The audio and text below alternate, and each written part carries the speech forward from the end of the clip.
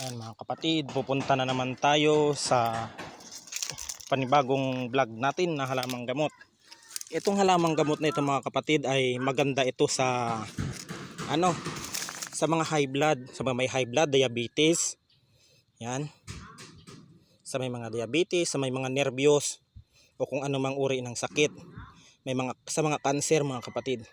Ang halamang gamot na ito ay tinatawag na snake grass o tinatawag na serpentina.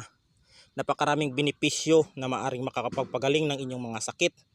At napakaraming mga na kaya nitong tunawin ng anumang uri ng mga diabetes o anumang, kung kayo ay inatake ng high blood, ang gagawin lamang ninyo dito mga kapatid ay kumuha lamang po kayo ng 3 piraso at ilagay niyo sa mainit na tubig at inumin po ninyo.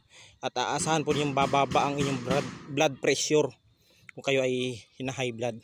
Maring ito ay gawin din ninyo at nakakapagpalinis din ito ng mga tuksit sa katawan mga kapatid. Nakapagpapababa din ito ng acid reflux, itong gamot na serpentina na ito. Yan po. Timitahan namang ninyo dahil ang isang dahon nito ay sobrang pait po nito. Ito po ay kasing pait po nito ng apdo ng ahas. Ito ay tinatawag ng snake grass, itong serpentina. Yan po, at hanggang dito na lang. At God bless us all. Ingat po tayo palagi.